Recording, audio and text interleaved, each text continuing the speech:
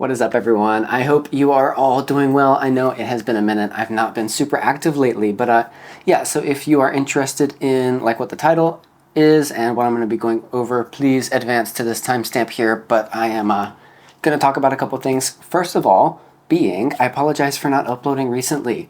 I feel like I've had like a delayed adjustment period, I guess, into moving into like my new life in the new city and everything. But then, so that on top of like summer, it being summer, I hate summer.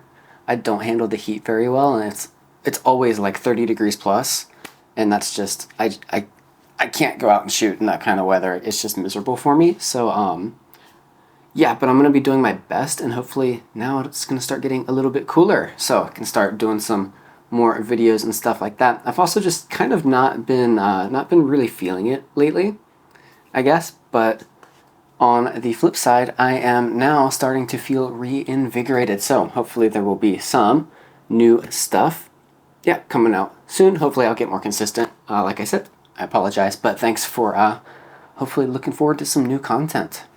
Do also stay tuned, because later this month I'm gonna have some cool videos coming out on like filmifying some of your your videos and your photos. So I'm super excited to do some videos on that.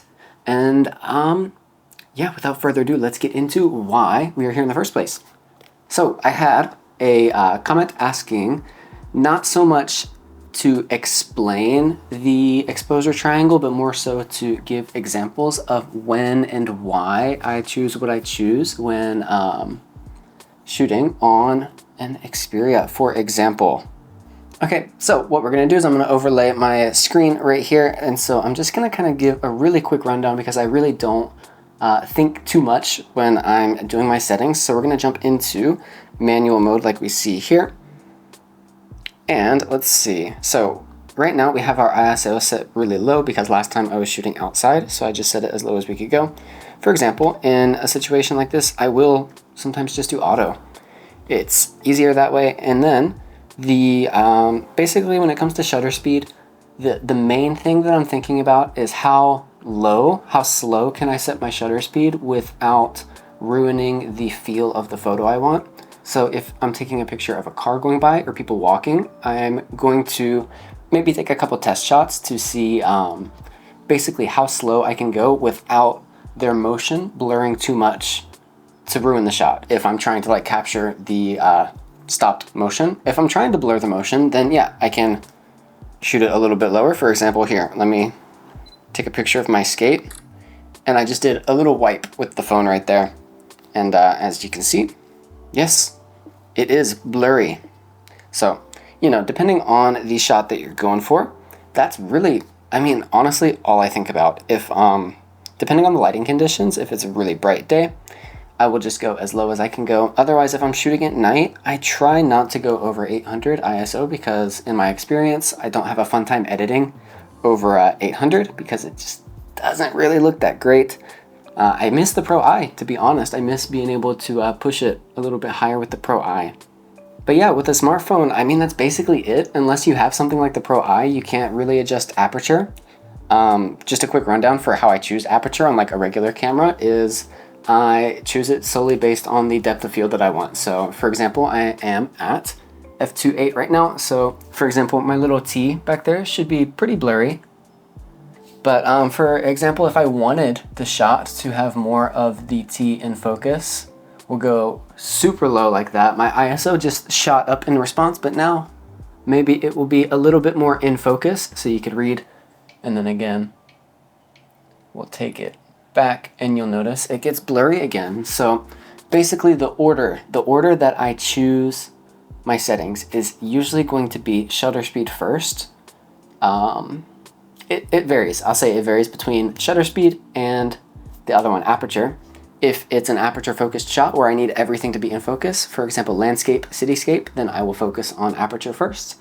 And then shutter speed is kind of whatever, unless there's a lot of moving subjects. And then ISO, I will just keep it as low as I can possibly go to get the exposure correct. Same deal with on the Xperia. So I will obviously try and keep ISO as low as I can keep it because smartphone photos are smartphone photos. It is a little itty bitty sensor in there. But yes, I hope that maybe answers the question that I got. And yeah, one more thing is recently I was going to get the Xperia 1 Mark V like right on launch, but some stuff came up.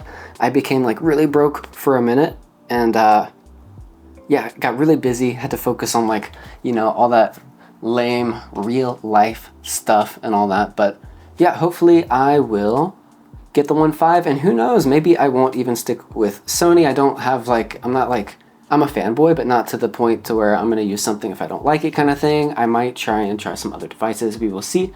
But yeah, I do plan on getting the 1.5. I should be able to trade my 1.4 in for a pretty decent amount, so it shouldn't be too bad.